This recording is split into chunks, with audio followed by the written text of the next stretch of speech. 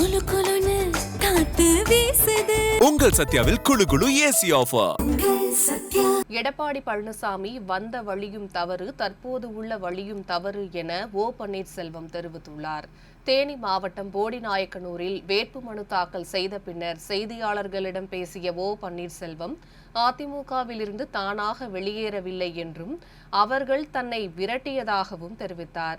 மக்களின் ஆதரவுடன் தான் மக்கள் பிரதிநிதியாக வர வேண்டும் என்றும், அப்படி பார்த்தால் எடப்பாடி பழனிசாமி கட்சிக்கு வந்த வழி தவறு என்றும் ஓ பன்னீர்செல்வம் விமர்சித்துள்ளார்.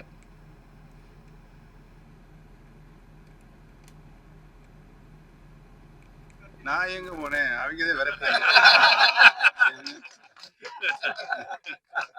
அந்த உதயகுமார் அப்புறம் யாருங்க புதுக்குழுல தண்ணிப்பாரில் கொண்டு எரிஞ்சு வெளியேற்றுங்க? யாரு?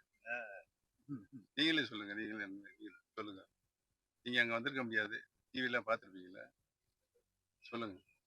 அதாவது மக்களால் அபிமானத்தோடு ஆதரவோடு தான் மக்கள் பிரதிநிதிகள் வர வேண்டும், செயலாற்ற வேண்டும்.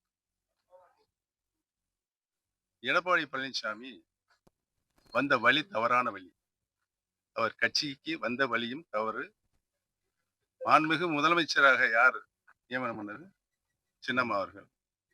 அவர்களையே சூரியனை பார்த்து ஏதோ குறைக்கிறது அப்படி சொன்னால், ஒரு நன்றி உணர்வு இல்லாத ஒரு மனிதர் இந்த கட்சிக்கு பொதுச் செயலாளர் வந்த காலத்திலிருந்து இன்று வரை இன்றும் தோல்வியைத்தான், படுதோல்வியைத்தான் சந்திக்கும் என்பதை தெரிவித்துக் கொள்கிறேன்.